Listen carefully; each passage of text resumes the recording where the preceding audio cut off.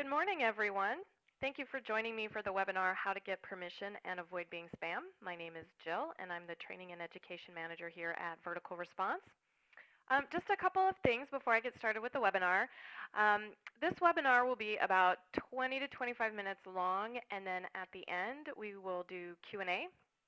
So if you think of some questions along the way, feel free to enter those into the box that you see in your GoToWebinar window, and I will get to as many of those as I can at the end. Also, probably the number one question that we get is this being recorded? And the answer is yes, it is. And after the webinar is over, we'll send out some follow-up emails, and there will be a link to this webinar so that you can watch it again if you would like to. So with that, let's go ahead and get started. So this is our agenda for today. I'm going to go over a little bit about email delivery, how that works, which is why you want to pay attention to how your email is constructed and how your mailing list is constructed. A little bit about the CAN-SPAM law, and then how to build your list the right way, and some tips on creating your emails as well so that they don't end up in the spam folder. So there are a few gates that your email will need to go through in order to reach your recipient. So it's going to come from you, and it's going to be going through various ports to get to your recipient. It's going to be going through an ISP, and the ISPs are looking for anything that might fall into their spam or what they consider spam. You could be mailing to a corporate domain instead of to something like Yahoo or AOL or Gmail. The corporate domain could also be having a spam filter on it as well. So when you're trying to reach your recipients, it'll be going through that corporate firewall or ISP. And then also your recipient's inbox. So your recipient also has control over emails that are reaching them just by how they set up their inbox and what they do and don't allow in there. So the first gate, the ISP, you want to make sure your list is clean. That's one of the things that we're going to talk about today. Getting whitelisted, that would be having your recipient add your from label, your email address that's in the from label to their address book. That can help with delivery. The corporate domains, they often have their own spam filters that they use on their mail servers, and they have a tendency to use blacklists, which could cause a problem if you have bad mailing lists, especially if you're using a purchase list. But it also has the same type of rules as with ISPs, and you want to make sure that there are no complaints there. And then getting to your recipient's inbox, you want to avoid some tricks that spammers would use, which I'm going to go over a little bit later. Again, make sure that your from label is in the address book. That will help with delivery. Make sure your email is what they're expecting so that they don't mark it as spam. That's definitely another thing that you want to avoid, is having your recipients mark your email as spam if they're not sure where it's coming from or why they're getting it. And make sure your HTML code is clean. And again, we're going to go over that a little bit later as well. So what is the CAN-SPAM law? The CAN-SPAM law is a law that was passed in 2003 to try to help stop spam in the United States.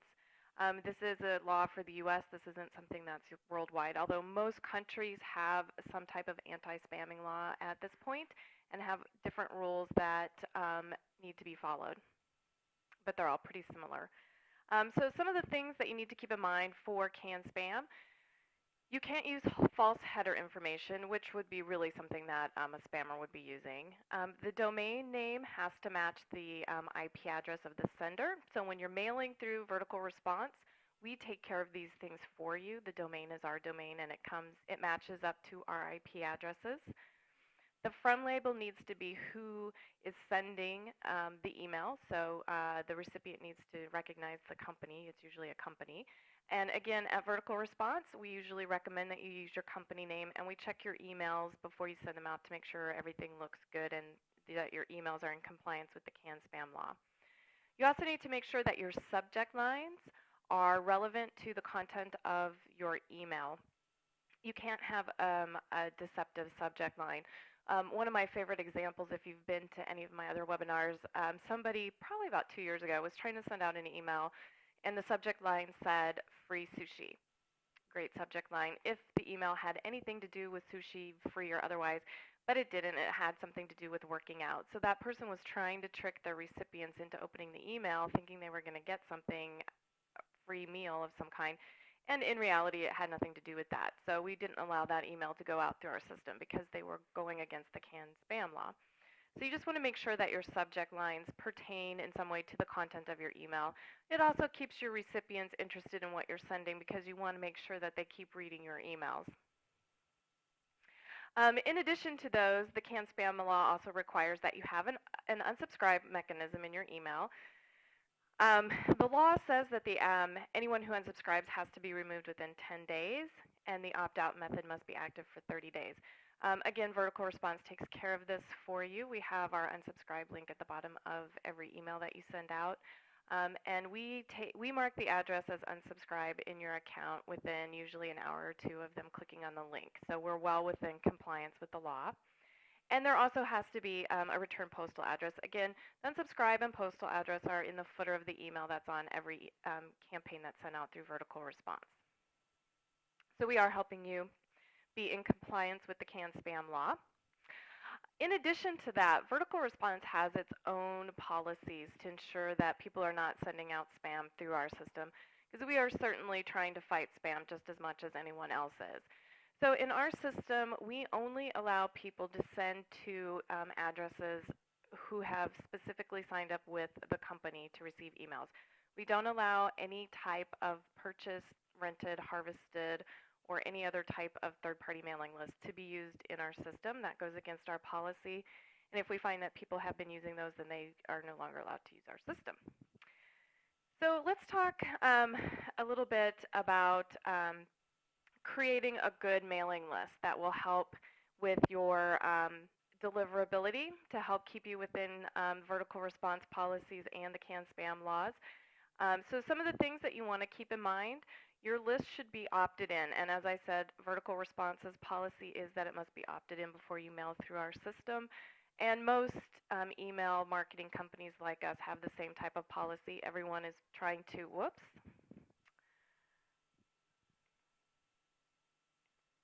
sorry about that. Everyone is trying to keep spam from going out because unfortunately it's such a problem right now. So even other email marketing companies like Vertical Response have the same type of policy. The canned spam law says that you have to have an opt-out mechanism, so that is in compliance with the canned spam law, but to be in compliance with Vertical Response, you need to have opt-in. You want to make sure that you're sending your emails on a regular basis. Again, if you've attended any of our previous webinars, we usually recommend that you mail at least once a month, just so that your recipients remember who you are, remember what information you're going to be sending to them, and why they had signed up to receive the emails in the first place. You know, it depends on what you're sending. Sometimes you might need to mail more than once a month. Maybe what you have is a seasonal product, but you don't want to mail to your recipients just a couple of months a year and then forget about them for the rest of the year, because they're going to forget that they've signed up to receive your emails.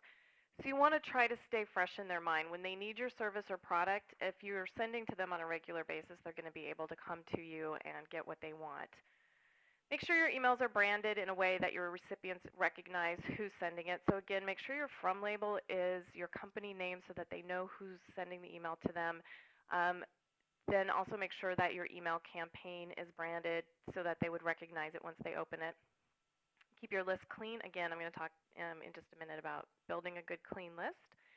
And make sure your emails are relevant. And by that, generally what you want to make sure is that the emails are what your recipient signed up to receive in the first place, so that they're not feeling like they were signing up to receive information about new technology and you're sending them information about horses or something. Just make sure that your emails are exactly what they're expecting them to be. So building a list. As it says here, quality lists are not built in a day. It does take some time to build a mailing list, and this is probably one of the questions that we get a lot here at Vertical Response. How do I build a mailing list that's opted in? You want to, first of all, start with the network that you have already. So if you have current customers or people who have purchased from you in the past, that would be a great place to start. And then just start networking. So if you're at an event or you're holding an event, plenty of time that you, or good time for you to be able to get people to sign up to receive emails. You can add an opt-in form to your website or blog, or even Facebook. We do offer an opt-in form in our system, and you can add that to your website. We give you the HTML code, and you can add that to your site as well as to Facebook or a blog. And you can include this type of information in your emails as well. We also have in our system a way for you to be able to update Twitter and Facebook with your sent emails, and that would be a great way to help build and grow your list with an opt-in form link in your email. You can also use a forward to a friend link in your email. Anytime somebody forwards your email using that particular link, then the person who receives that forwarded email will be told who's sending it to them, and then they have the option of being added to your mailing list at that time. So that's a great way to continue to build your list, especially people who already are interested in what you send, knowing other people who will be interested in what you offer. And that's a free thing that's available in your account as well. If you look at the image to the right, it's a picture of a drop-down menu in your Vertical Response account, and you just need to click where it says forward to a friend, that second option in that drop-down menu, and you can add it to any of the emails that you're sending out through Vertical Response. Most of our templates already have that built in as well, but like I said, it's a great way for you to build your mailing list. And just above that image on the right is an example of one of our customers who gives a discount for people who sign up to receive the newsletter. So on their first purchase, they get a 25% discount, or first purchase after they sign up for the mailing list. It's a great way to help get people to sign up for the mailing list and to get more people using the product. So it's a great example of how to build a mailing list. Again, make sure that you're putting in your email whatever it is you promised when people signed up to receive your emails. So make sure your content is relevant to what they signed up for. And again, make sure you're mailing on a fairly regular basis so they don't forget who you are and what it is that you're offering them. So there are different ways online. As I said, you can use our opt-in form on a Facebook page. So if you look to the right, that is an opt-in form that we have on our Facebook page. So you can just collect some information from your recipients, and that will go straight into your Vertical Response account as they sign up. It's the same opt-in form you would use on a website. So you can collect the data that you want, and then all that info will be stored in your Vertical Response account as people are signing up. You can also use Twitter to help grow your mailing list. You can tweet to the people who are following you on Twitter and have them join your list. You can also have email-only deals, and you can post that on Twitter, which will get people to sign up to receive your emails as well. You could also do that on Facebook too. It's a little harder with Twitter to have like an opt-in form because of the limited space, and you can't put that kind of thing on Twitter. But you could use like a short URL like from Bitly and have them go link to your website where they can sign up to receive your emails. As I said, we also have a social media option in a Vertical Response account, and if you look at the image to the bottom right, that's what it looks like. Once you've sent your email out, you can then post to your Facebook and Twitter followers your email that's been sent out. We make a short URL, which is a hosted version of your email, and then take whatever the subject line is, and then the link, and then you can post that to Twitter and Facebook. So anyone following you on Twitter and Facebook can also see your emails as well. So not everybody has an online presence, although Facebook and Twitter, you should be doing that if you're not doing that yet. That's a great and easy way to put yourself in front of lots and lots of people who are looking for your goods and services that you might be offering. But there's different ways offline for you to build your list as well. Trade shows are a really great way. You just want to make sure that people are aware that they're going to be added to your mailing list. So you can scan badges and let them know that you can add them to your mailing list if they let you scan their badges. You could do like a fishbowl and collect business cards. Just make sure there's a sign that says, you know, your email address is going to be added to our mailing list. One of the coffee shops near where I live does this to grow their mailing list. You can drop your business card into a fishbowl, and there's a sign. You can win one of their coffee cups, which you can get filled up for less than you normally would if you were just purchasing their coffee. And they do a drawing every month, and it says right on the sign that they do a drawing. It's for a free coffee cup and for you to sign up to receive their email newsletter. So it's really easy for them. That they don't really have to do a whole lot putting the bowl out. Once a month they're giving away a coffee mug, but it's a great way for them to grow their list. Every time I'm in there, they have lots and lots of business cards in there because people are interested in what they're sending out. You can also use direct mail, print, or even radio, which is a very traditional way of getting people to come to your site to sign up for your mailing list. We here at Vertical Response offer postcards for direct mail, so you could try that as well. You can send out a postcard to people in a particular area, for instance. If you wanted to have, if you have like a new restaurant opening, you can send a postcard. You can purchase a list for postcards, not for emails, but for postcards you can purchase a list. And you would be able to send that list an invite to your opening at your restaurant if that's what you were doing. And if they bring it in, they can sign up to receive your emails and maybe get a discount on dinner or something like that.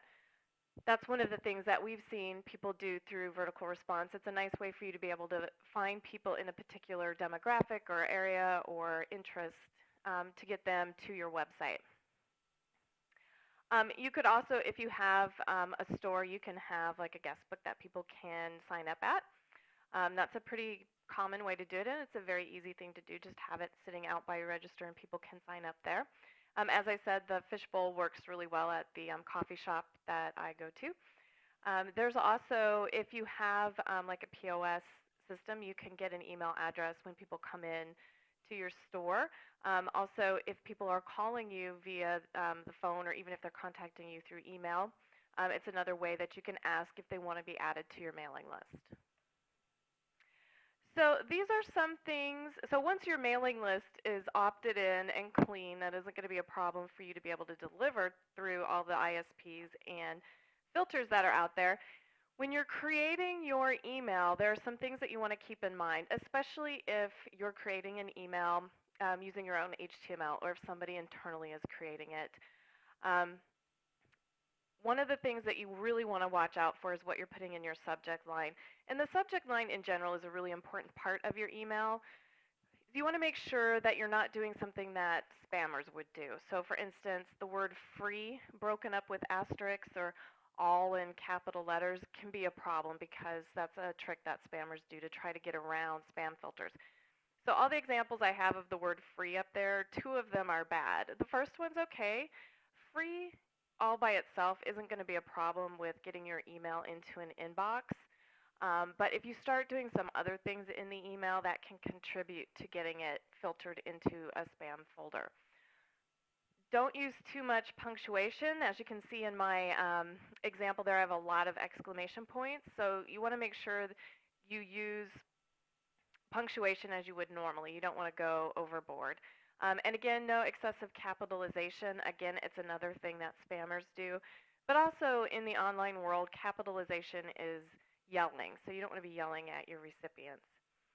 You also need to watch other words that you're putting in your subject line and in the body of the email because, again, spam filters are looking for certain things in your emails. So the word Oprah in your subject line can be a really bad problem. Any type of medication, especially if you're mentioning it in the subject line, can be a problem. But even if it's in the body of the email, that can cause an issue as well. Pornography or any kind of work from home type of thing, especially if it's work from home. Those are triggers for spam filters. If those things are showing up in your subject line or a lot in the body of the email, that can cause a problem. Again, if you're writing your own HTML or somebody on your side is writing HTML, you need to make sure the HTML is clean. And so by clean, you need to make sure that you're using the right HTML tags. So for instance, here we have HTML and body tags. Make sure those are in your code as well as closing those tags and all tags in the HTML code. Because again, spam filters are looking for HTML code that's not clean or that's not done properly. Another thing that you want to avoid is writing your email in something like Word or Front Page and then using that code as HTML code, because neither of those are using all HTML, and so it's not going to be clean, and it's going to cause a problem with spam filters, so your email could end up in a spam folder. But it can also cause issues with how the email is displayed by your recipient. So you need to make sure you're using just an HTML editor. If you don't know HTML, something like Dreamweaver would work fine, as long as it's writing only HTML and it's not adding other types of coding in there. Make sure your email is a balance of text and images. So if you think of the emails that you get that end up in your spam folder, one of the things that you probably see a lot, I know I see a lot, is that spammers have a tendency to create emails that are just one image, and it's usually some pharmaceutical that you're not interested in. So you want to make sure you have a balance. Now, generally, we would recommend something like 80% of your email be text and 20% be images. But that balance is kind of up to you. But the point is, you want to make sure that your email has text in it. So one, spam folders or spam filters don't think that your email is spam because it's all one image. But also, if your recipients are blocking images, all they're going to see is a broken image icon and nothing about your email. So if you have text in there, they're still going to be able to see the information that you want them to see, even if they haven't turned the images on yet. So make sure there's a nice balance, because again, that is something that can cause your email to go to a spam folder. And then also make sure any links that you're including in your email, and we definitely encourage you to include links, just make sure you know where those links are going and that the site is a reputable site, because a bad link can also cause your email to go into the spam folder. And so, if it's going to your website, that should be fine. If you're linking to a third-party website, I would check it out first before putting it in your email, just to make sure that the email doesn't end up going to a spam folder just because of a bad link that's in there. So that's kind of an overview of what you should and shouldn't do for building a good, clean list and for creating an email that will help get through spam filters. These are some resources for you. As I said, this is recorded, so we're going to send this to you. But these are some resources at Vertical Response. We have our How to Do Everything site, which has some information on building your mailing list. There's also a recorded webinar there about building your mailing list. Our VR Marketing Lounge, if you haven't checked that out, is a great resource of people who are using Vertical Response. It's basically a forum where you can go and talk to other people using our system, and you can talk to them about subject lines and things like that.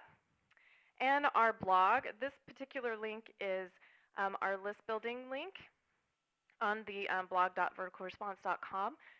There's a lot of information there. We also have a list building site that you can go to, or list building page that you can go to with some more tips on building mailing lists as well.